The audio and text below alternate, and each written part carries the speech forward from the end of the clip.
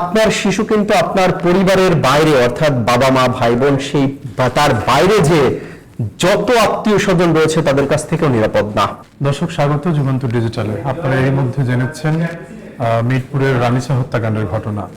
এর মধ্যে প্রধান আসামিকে গ্রেপ্তার করা হয়েছে। কিছুক্ষণ আগে তার বাবার একটি ভিডিও সামাজিক মাধ্যমে ভাইরাল হয়েছে। তিনি আসলে তার সন্তানের বিচার চান না। কেন বিচার চান না, এর সঙ্গে কথা বলতে চাই। আমাদের সঙ্গে আছেন সহকর্মী অমিত হাসান রবিন। আপনি নিশ্চয়ই দেখেছেন ভিডিওটি। তার বাবার আক্ষেপটা যে তিনি তার মেয়ের আসলে যে হত্যাকাণ্ড, নির্মম হত্যাকাণ্ড, সেটা বিচার চান না। এটা আক্ষেপের, মানে কিছুটা আক্ষেপের সুরেই বলেছেন। আপনি ব্যাপারটাকে কিভাবে দেখেন?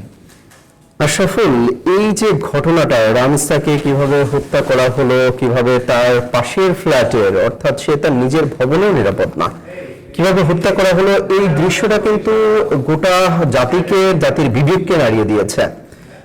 আমরা যদি এই ঘটনাটা দেখি, আমাদের কালকে সহকর্মী যখন আদনান জুবায়ের শাওন ঘটনাস্থলে যান, তিনি যখন আমাকে বললেন, তখন তো এই বিষয়টা আমি ততক্ষণ আঁচ করতে পারিনি, যেটা কি ধরনের, কতটা নৃশংস হতে পারে। পরবর্তীতে যখন আমাদের কাছে আরো সংবাদ আসতে থাকলো, চলতে থাকলো, তখন দেখলাম একটা 8 বছরের বাচ্চা, সে তার জীবন সম্পর্কে কিছুই বোঝে না। তার হয়তোবা এই সময়টাতে খেলাধুলা করার কথা, হয়তোবা বন্ধু যারা আছে, বান্ধবী যারা আছে, তাদের সাথে খেলা করবে, পড়ালেখা করবে, হয়তোবা সে দুষ্টুমি করবে, হয়তোবা তার এখন ছবি আঁকার কথা, হয়তোবা তার এখন একটু হাড়ি পাতিল নিয়ে খেলার কথা, সে একটু গেমস খেলার কথা, একটু কার্টুন দেখার কথা। সেই বয়সে তাকে পাশবিক নির্যাতনের শিকার হতে হলো। এই দৃশ্যটা আমার ভিতর থেকে কেন যেন যাচ্ছে না কোনোভাবেই। এটা এতটাই মনে হচ্ছে যে এতটা নৃশংস হতে পারে। সেই পম্পেই নগরীর কথা শুনেছিলাম, এখন বাস্তবে দেখতে হচ্ছে যে এরকম নৃশংস হত্যাকাণ্ড, 8 বছরের একটা বাচ্চাকে এই ধরনের হত্যাকাণ্ডের মধ্যে দিয়ে যেতে হলো। যে কথাটা বলছিলেন যে তার বাবা বলছিল যে বিচার চাই না, দেখেন আসিয়ার কথা নিশ্চয়ই মনে আছে।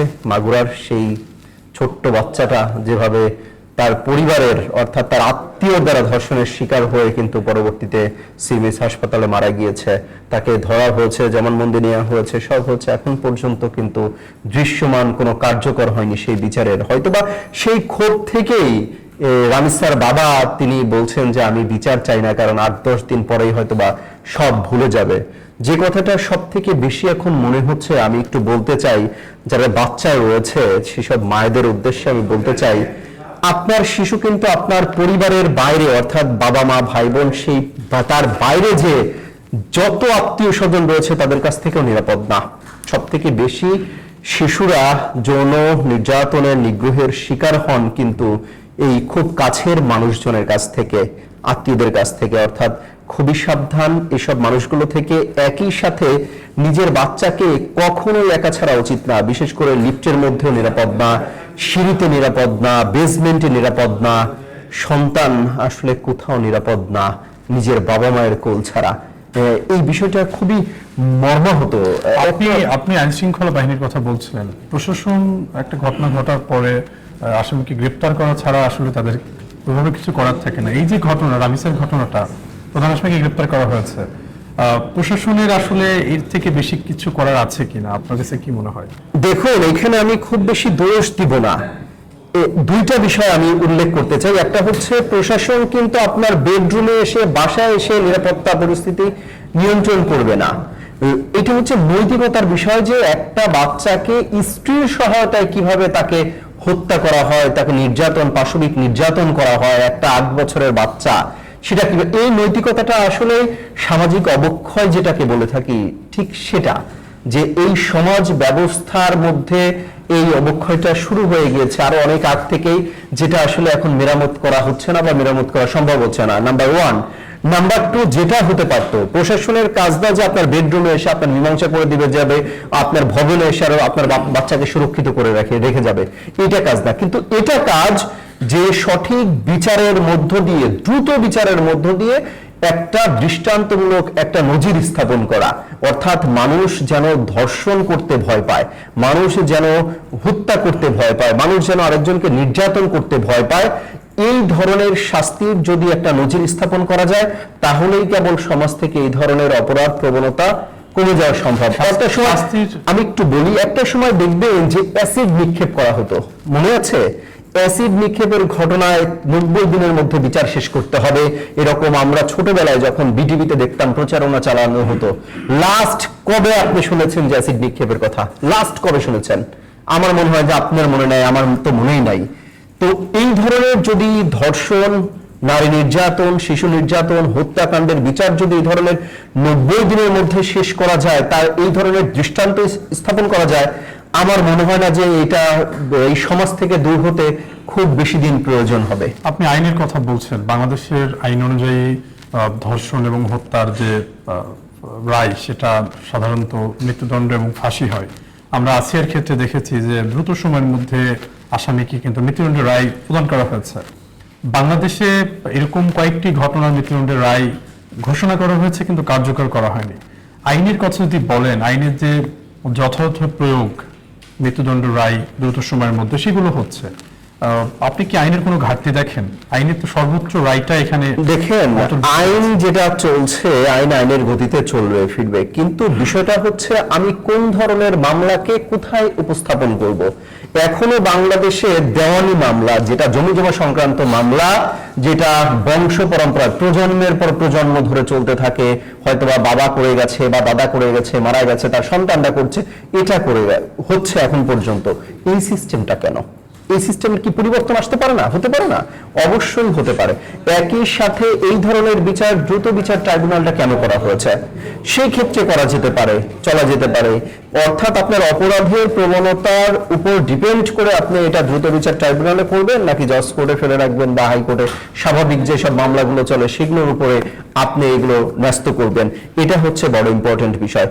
আরেকটা বিষয় বলে রাখি, যেটা বিচার ব্যবস্থার উপরে মানুষের আস্থা নাই, তার একটা প্রমাণ বা একটা যুক্তিগুলো আমি যদি দাঁড় করাই, দেখেন আজকে ফেসবুকে আপনি স্ক্রলিং করেন, দেখেন যে ম্যাক্সিমাম মানুষ বলছে, অর্থাৎ আমি অভিনয় শিল্পী শাহনাজ খুশি তার একটা বক্তব্য যদি বলি, যে তিনি বলছেন যে আসলে ওই আসামিকে, যাকে ধরা হয়েছে অভিযুক্ত আসামিকে, তাকে ওই যে সন্তানটা হারিয়েছে, যে বাবা মা, তার কাছে ছেড়ে দিয়া, অর্থাৎ তার বাবা মার কাছে ছেড়ে দিলেই হয়তোবা শান্তি পাবে, তাকে মেরে ফেলতে পারবে, তিলে তিলে মারতে পারবে, হয়তোবা সেই তৃপ্তিটা পাবে। আর যে কিবরিয়া যেটা বলা হচ্ছে, যে বলছে কন্যা সন্তান যাদের রয়েছে তারা যেন তার বাবাকে যেন অস্ত্রের লাইসেন্স দেওয়া হয়, বাকিটা তারাই করে নেবে।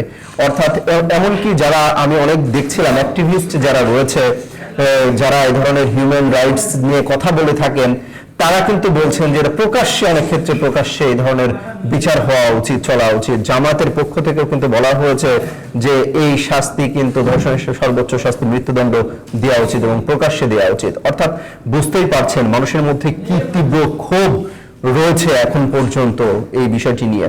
এই যে ক্ষোভ তৈরি হচ্ছে বিভিন্ন জায়গা থেকে, বিভিন্ন মানুষ বিভিন্নভাবে বলছে ক্ষোভের জায়গা থেকে। তার বাবা যেমন বলছে যে আমি আমার সন্তান হত্যার বিচার চাই না, অনেকে বলছে প্রকাশ্যে ক্রসফায়ার দেওয়া হোক, বিভিন্ন রকমের কথা আসছে।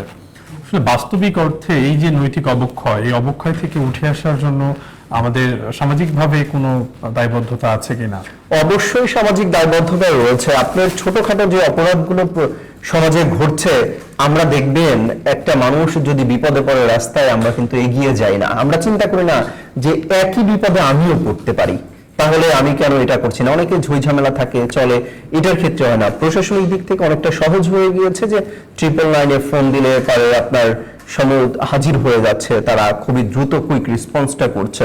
এদিক থেকে একটা বিষয় দেখেন, সামাজিক অবক্ষয় যে বিষয়টা, এটা কিন্তু পারিবারিকভাবে অনেকটা আসে, যে আমার সন্তান, আমার বাবা মা কিভাবে চলছে, আমার বাবা কিভাবে রোজগার করছে, তার রেগুলার রুটিনটা কি, আমার সন্তান কি করছে, তার রেগুলার রুটিনটা কি, সে কি ঠিকঠাক মতো জীবনযাপন করছে কিনা। এই জায়গাগুলোতে যদি মনিটরিংটা ফ্যামিলি থেকে না হয়, তাহলে এটা কোনোভাবেই সম্ভব না। আরেকটা বিষয়, বিচারের কথা আবারও বললাম, যদি দৃষ্টান্তমূলক বিচার হতো, তাহলে মানুষের অন্তরটা কাঁপতো, হৃদয়টা কাঁপতো, যে না, আমার এটা হলে আমার এই শাস্তিটা হবে, অর্থাৎ আমি এটা করব না। সৌদি আরবে যেমন, বিভিন্ন দেশে যেমন চুরি করলে হাত কেটে ফেলা হয়, যেমন আর্থিক জরিমানা করা হয় অনিয়ম করলে, মানুষ এখন ভয় পায়। যদি বলে যে ঢাকার শহরে এআই ক্যামেরা অটোমেটিক কিন্তু মামলা দিচ্ছে, চলছে, এখন মানুষ দেখবেন যে আর ইচ্ছে করলেও সে সামনে যায় না, ভায়োলেট করে না। কেন? জরিমানার ভয়। অর্থাৎ আপনি যদি প্রয়োগ করেন, এটা যথাযথভাবে যদি প্রয়োগ হয়, তাহলেই কেবল মাত্র এই ধরনের অপরাধ সমাজ থেকে আসলেই কমে যাওয়া সম্ভব। আপনার কাছে কি মনে হয় আসিয়া থেকে রামিসা এই যে অতি সম্প্রতি যে দুটি ঘটনা মানে সামাজিক যোগাযোগ মাধ্যম থেকে শুরু করে ব্যক্তি জীবনেও ব্যাপকভাবে প্রভাবিত করেছে মানুষকে, এই দুটি ঘটনা কি শুধু যৌন আকাঙ্ক্ষা বলি অথবা মানে ব্যক্তিগত কোনো আক্রোশ, মানে কোনটা মনে করেন যে আসলে কোন কারণে এই ঘটনাগুলো ঘটছে সমাজে? দেখুন, দুইটাই হতে পারে। প্রথম হচ্ছে বিকৃত যৌনচার।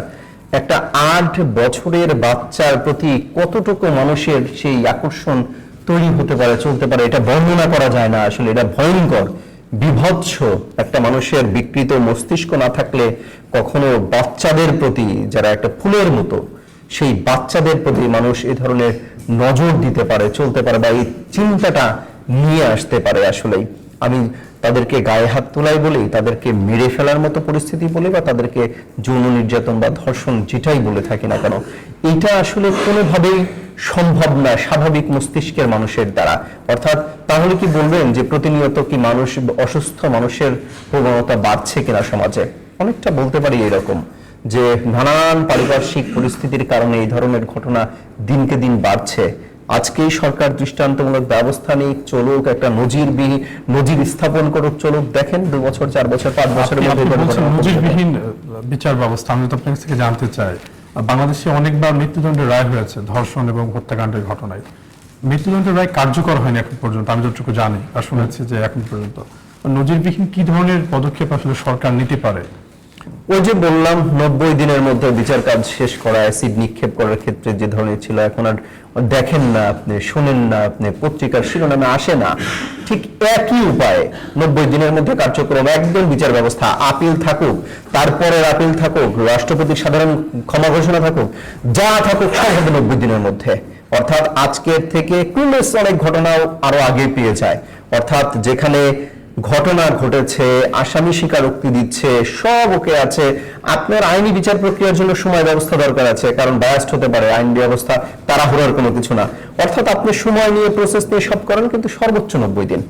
এর মধ্যে ফাঁসি হোক, মৃত্যুদণ্ড হোক, খালাস হোক, যাবজ্জীবন হোক, রায় হোক, যা খুশি হোক, আইন যেটা মনে করে সেটা হোক, কিন্তু সেটা সর্বোচ্চ 90 দিন। সবশেষ একটা কথা বলবেন যে আইন ব্যবস্থা, বিচার ব্যবস্থা তো আইনজীবীরা এটা দেখভাল করে। এই যে প্রকাশ্যে একটা শিশুকে এইভাবে মানে বিকৃতি যৌনাচারের মাধ্যমে হত্যা করা হলো, এই মামলাটাতে ওই মানে যে অভিযুক্ত তার পক্ষে কি কোনো আইনজীবী নৈতিকভাবে অবস্থান নেওয়া উচিত কিনা? আসিয়ার ক্ষেত্রে যেটা হয়েছে, কোনো আইনজীবী প্রকাশ্যে কিন্তু আসেনি। অর্থাৎ প্রকাশ্যে না, গোপনে না, কোনোভাবেই কোনো আইনজীবী তার পক্ষে দাঁড়ায়নি। আমার মনে হয় এটার পক্ষে কোনোভাবেই কোনো আইনজীবী দাঁড়াবে না। এটা মানুষের পক্ষে সম্ভব না, কোনোভাবেই সম্ভব না যে আমি কার বিরুদ্ধে লড়বো, কোন ঘটনায় লড়ব। দেখেন, একটা মামলা হতে পারে, বাদী বিবাদী থাকতে পারে, ঘটনা হত্যাকাণ্ডের ইস্যু হতে পারে, কিন্তু এই ধরনের জিনিস আপনার সফট কর্নার কাজ করবে। যে আইনজীবী হয়তোবা ওই আসামির পক্ষে লড়তে যাবে, তারও তো বাচ্চা আছে, সেও তো চিন্তা করবে আমার বাচ্চার সাথে যদি এটা হতো আমি কি যেতাম? অর্থাৎ আমার মনে হয় না কোনো আইনজীবী এই ধরনের মানুষের, এই ধরনের ঘটনায় কোনো আসামির পক্ষে দাঁড়াবে। আপনার অসংখ্য ধন্যবাদ।